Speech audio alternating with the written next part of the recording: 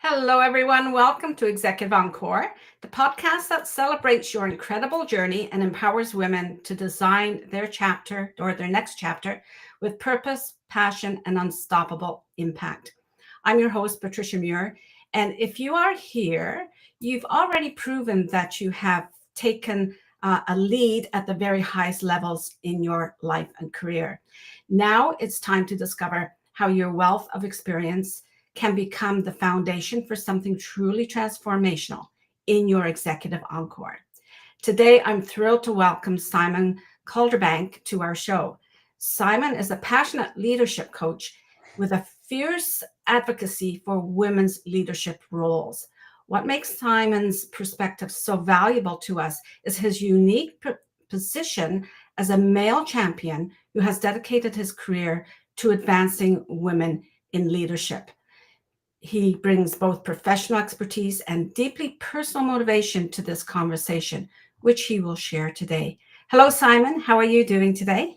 I'm lovely, Patricia. Lovely to see you. And it's always great when you hear that introduction. And obviously, it's about you, it's about us. And yeah, it kind of it reinforces why we do what we do, which is to help and support and make a difference. So, no, it was lovely to hear that. Thank you. Yeah. Well, thank you for making that point right away. Okay, so we're going to introduce a man's perspective here and one who is a champion. So we're already comfortable with that. I'd like to start with something that I know our listeners are curious about. You've made championing women's advancement a cornerstone of your professional mission. What drives you to be such a vocal advocate for women in leadership? And what have you learned about the unique challenges women face as they consider the next chapter? Ooh, two questions in one. Firstly, I suppose the reason why I champion is because I've seen firsthand the poor show that women receive in the workplace, usually male-dominated workplaces. Mhm, And yeah, been working now for over, wow, it's almost 40 years. It feels like mm, only yesterday when I started, but I've seen enough first-hand experience of how women are belittled, how there is continual bias, microaggressions, mhm, just basically toxic behaviors. And I suppose it came to a point where I just thought, why is no one saying anything apart from women? There didn't seem mhm, to be enough, as we now know, to be male allyship happening. And I just felt uncomfortable. And say, having mhm, been raised by women, auntie, sister, and mum, I suppose I was very much used to a female-driven culture in my home life, and that's where our belief systems take hold. So for me, it felt wrong, and I didn't really have a voice when I was younger because I just felt, well, this is how it is. But it always gnawed away at me, and mhm. I'd speak to my mum and my sister, my auntie, and they'd say, "Well, that's the way it is. Yeah. What can you do about it?" And I think that just built and built over years. And I suppose it's only since I became a dad that I Mhm, really decided to, I suppose, strive forward, build a new skin, and to really start to focus on what I felt was really important in the workplace. And mhm, in culture in general, which is we all have an equal voice, we all have a perspective, and we all have the same option, or we should have the same opportunity to demonstrate our potential. And I think it was that, and thinking about my daughter, who's now 14, about what world is she going to go into? What corporate workplace is she going to go into? And I thought there has to be a better way. So therefore, mhm, I became an advocate and a champion. And mhm, I can't say I love it because I wish I didn't have to do it, but I thoroughly feel empowered by what I see hundreds and thousands of other women working strongly towards. And obviously, there are other male allies, mhm, within my network. And I think it's just about coming together, being a stronger collective to mhm, ensure that when my daughter enters the workplace, let's say it's in 8 to 10 years, that the workplace that she enters is nothing like the one today. Feels like we've gone backwards, Patricia, in terms of the scales. Women mm, seem more disempowered than ever before, and I think that's what drives me. So I just wish it didn't. mhm. So that drives you into a long career as well, right? Yeah, Because you know, as you built the muscles in your voice to speak out, because I would imagine it wasn't that comfortable speaking out at times. That your work is never done, is it? That's the way it feels, right? We have to keep on encouraging younger generations of women to speak up as well, and younger generations of men to be their allies. It is. I think it's more, and I suppose it's younger men. I've had a conversation with a few female CEOs that say, what's the point in trying to change the behaviour of men in the boardroom? They're too far gone. And whilst I can understand the context behind that, if we start at the top and we start at the bottom, which is in schools, which is in the classroom, which is where I think men's or boys' belief systems are usually nurtured, I think then we approach it both ways, top, bottom, sideways. For me, it's all encompassing. We have to ensure that men start to listen and start to learn about the perspectives of others. And I suppose that's the perspectives of other men as well. Men are very competitive. There's this leadership style that says that we have to be aggressive and we have to be dominant. And it's not necessarily true. So I think it's really about how do we change the way that we see the world, and how do we encourage that equity? How do we encourage, how do more men sponsor women? How do they mentor women? How can they become more encouraging and more, I suppose, more aware of the challenges that women face, not just in the workplace, but in the home life? I mean, you show me a man who could go through what a woman goes through. Childbirth. Yeah. Menopause.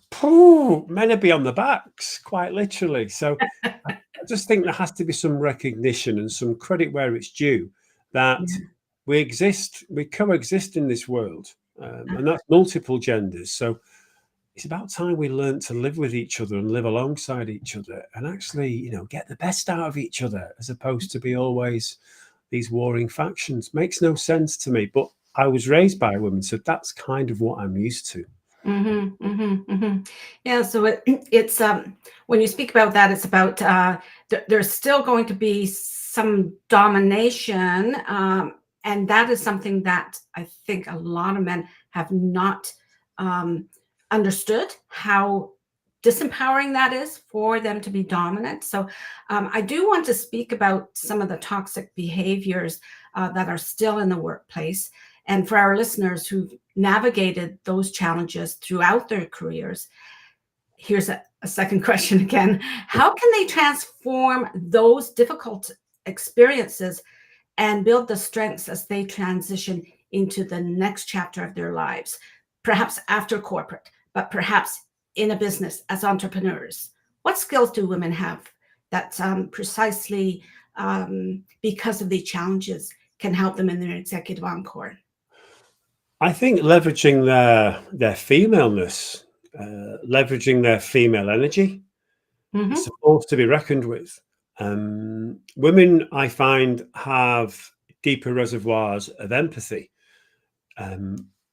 seem to have more emotional intelligence than men. Now, that might be a generalization, but that's my experience. I think it's playing to their strengths, and I think leveraging that, and not necessarily shouting loud, but making people aware, making men aware of the power and the influence that deep emotional intelligence can have on the workplace. Understanding the male drivers, that's key. Understanding the male's belief systems. What is it that drives those behaviors? Really trying to understand and cut through that noise and cut through that veneer, that dominating, that almost perceived aggressive leadership style. I think that would be one way of doing it. I think also really being clear on their vision and purpose in the world, clarifying what that vision and purpose is, and having confidence to follow it and to see it through, just like men do. I think that's very important. Like, first of all, the feminine power, but also for probably the first time in their life as they're entering that next chapter, is it's not about the corporate goals anymore. So it's not about even some of the language that is used that is very male dominating and very for women very, it's intimidating, some of the language that's used. So women can now take that experience, but the second part that you said about them now having a very solid mission, vision, what they want in their life, right? So they know what they don't want, but they might be coming into businesses themselves. And I hear so many women who start their own business say, I want to lead differently. So that tells me how they've been led or how they have been encouraged to lead in corporate life is not the way, it's not natural for them. And therefore it was always hard work and intimidating to keep up. So I just wanted to, add my part in there, because that's exactly what I heard you saying. So, yeah. So let's get a little practical. When you work with leaders in creating real lasting change, for those women who are ready to go into a big change into their next chapter, whether it's a career change, whether they're going out and be consultants, or they may even be board positions, entrepreneurs, what are the most effective strategies for building the kind of supportive network that will sustain their success? I think you said it then, build a strong support network. That would be the first thing. Always make sure you're surrounded by not just the right people, but the relevant people, and those people who will encourage and nurture, but will also challenge. So for me, everybody, whether that's male, female, any gender, always have a strong support network around you. It helps build your resilience, as well as enables you to have a sense check mechanism.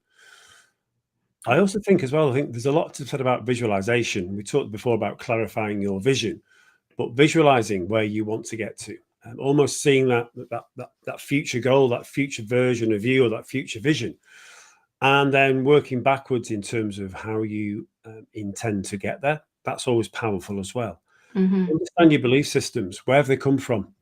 What's created them? Go back to your, I suppose, previous either work experiences or childhood experiences, and appreciate what those belief systems are. Can you unlock them? Some of our belief systems are really productive, some of them not so. And if we've worked in environments, if women have worked in environments where that leadership style has, I suppose, really gravitated them to get out and step out on their own, they are still going to bring some of those behavior patterns with them. So it's really about understanding how to, I suppose, bring the good and drop the bad.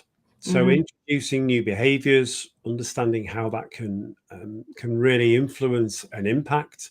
And I think we said about support networks, seek advice, find trustworthy mentors. They're out there, whether that's male, female. Find mentors who've walked in your shoes, who can almost not hold your hand, but make sure that you don't fall off. It's tough.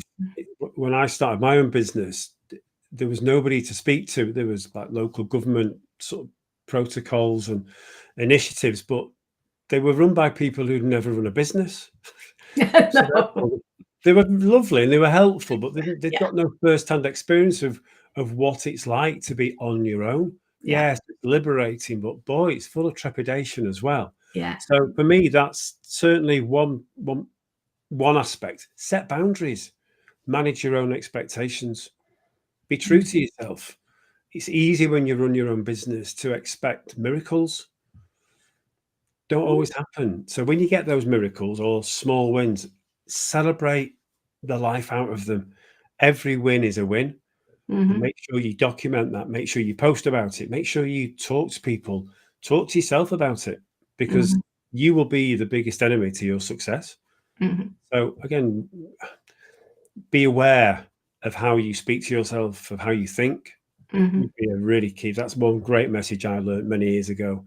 The things you say to yourself will either make you or they will break you. So make that inner voice. People call it many things, but make it your best friend, not your worst enemy.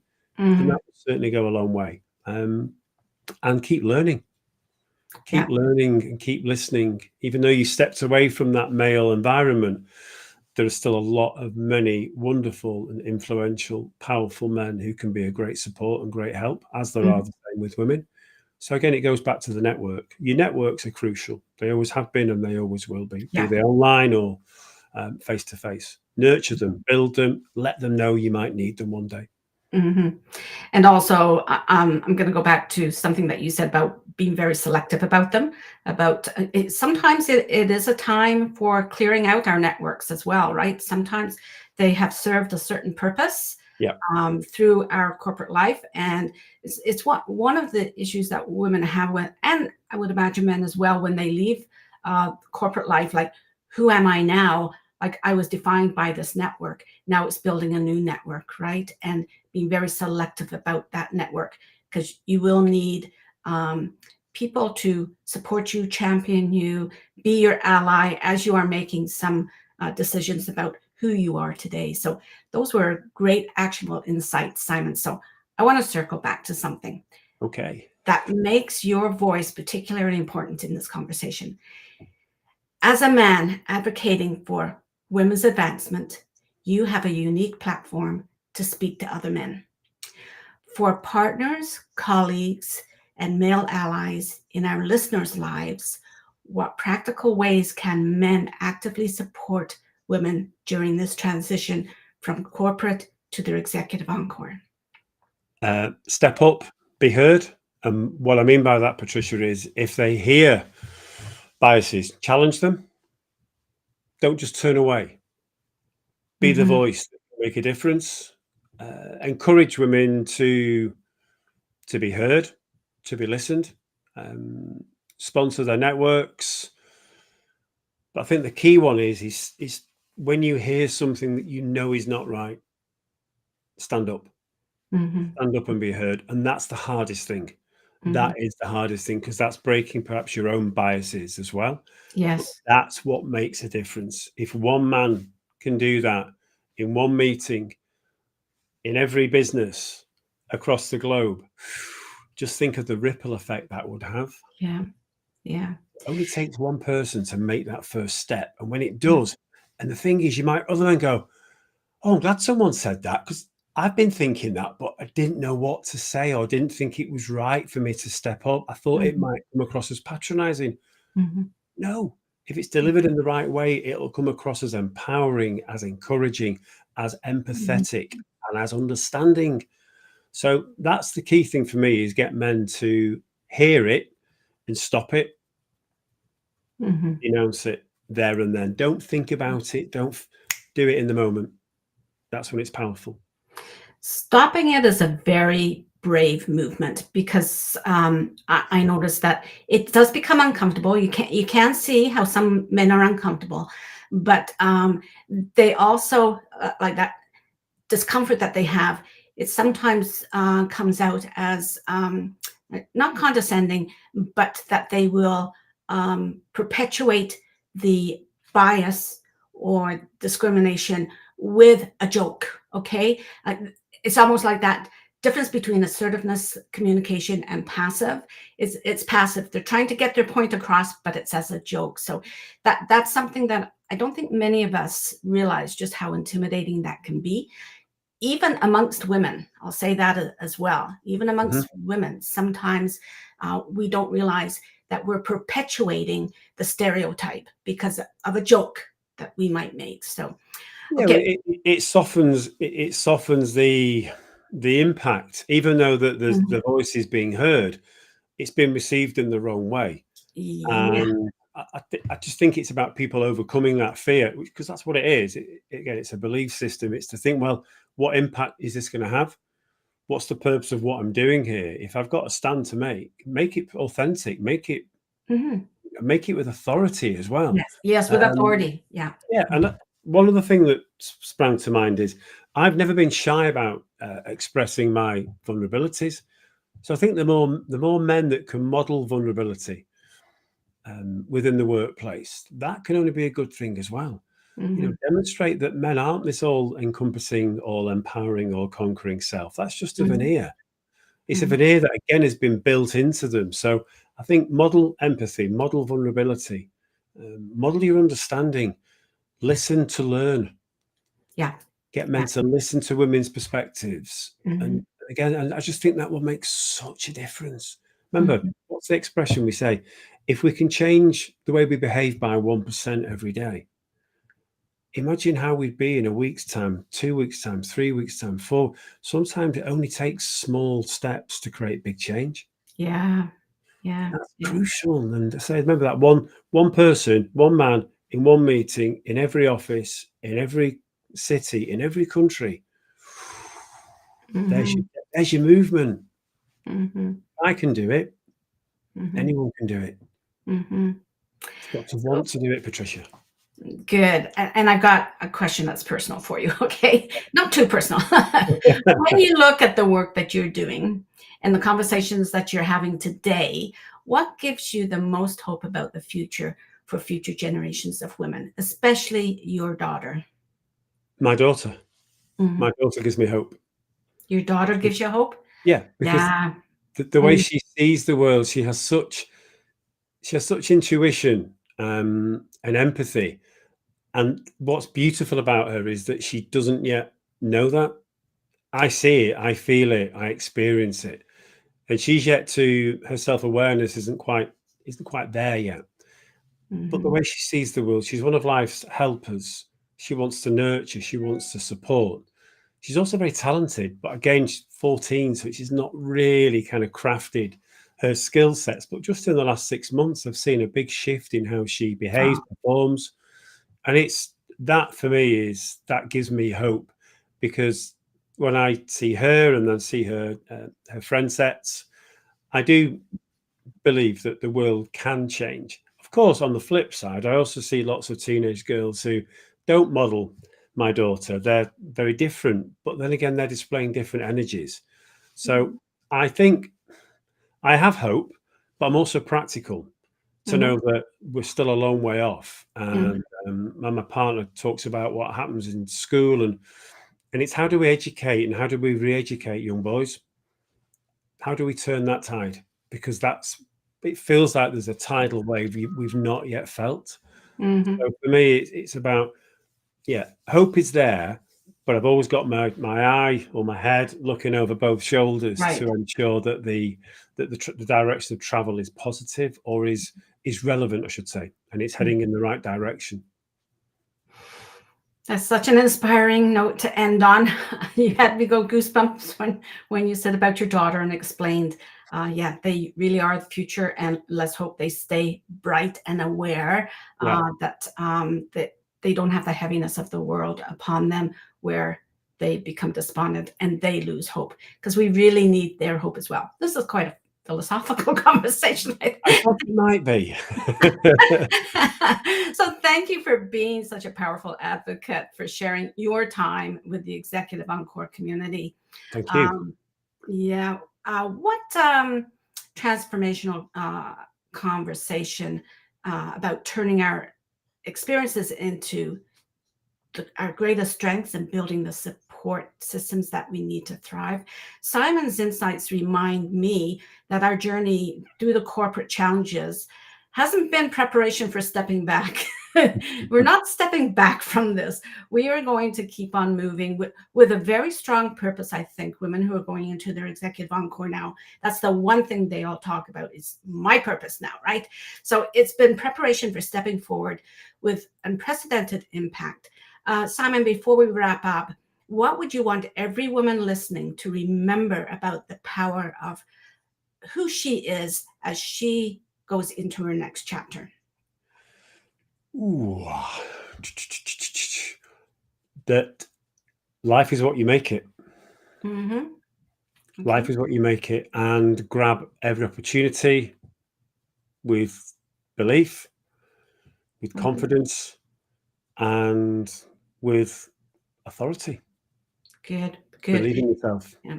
And with self-trust. Trust yourself, right? Yes, that's very true. Emotional intelligence as well, like that self-trust that you have, and the positive self-regard that you can build for yourself. So where can listeners connect with you and learn more about your work? I'm usually very active on LinkedIn. That's where I'm normally seen, visible, where you'll find my learnings, my opinions, my thoughts on the world. And I think I'm that voice that constantly talks about gender equity, male allyship, and how it needs to get better and stronger. So that's where people can find me. And please reach out and let's have a conversation, because the more conversations we can have, the more ripple effects we can create, and therefore the more changes we can hopefully enjoy before our time is called. Because obviously, you know, so yeah, that's the best place to get me. Yes. So if you're watching YouTube, you will see the links in the ticker below for you to get in touch with Simon through LinkedIn. And he is very active on other social media platforms as well. Maybe more so on LinkedIn, would you say, Simon? That's your preferred spot? Yeah, it's where I've been there for years. I feel like I'm part of the furniture. So yeah. The LinkedIn furniture. Okay, that's a good one. Okay, and for those who are listening, you're on the podcast. All the links will be in the show notes anyway, so you can always pick through the show notes and get in touch with Simon. If today's episode inspired you, here's how you can take action right now. First, subscribe to Executive Encore, the podcast, and YouTube, wherever you listen to podcasts or watch YouTube. Join the Executive Encore Network for Women, which is a new membership and community of women who are proving every day that our best chapters are still being written. Feel free to email me or add comments for more information. I'll get back to you on that. Second, add your comments so that you have a voice. It's very important for you to have a voice and to leave us a review that will help us to get this show out to even more people so that they can appreciate the content. Third, please subscribe to the Sunday Encore newsletter. Subscribe today so that you can read more about Simon. He will be featured in this week's newsletter, which will be published this Sunday, September 7th, 2025. When you subscribe to the newsletter, you will also receive VIP access to resources and offers from our podcast guests. Simon will have a special offer on the newsletter link. So I invite you to sign up for the newsletter now. Visit my website, read my blog, follow me on LinkedIn as well. Again, all links are in the show notes. Remember, this is where your Executive Encore begins. This is where you start to live, work, and lead differently with a healthy mindset and self-trust. And I will add this week, trust in our champions and our allies. They are out there and they are men as well. Until next time, take care of yourself, do what's best for you,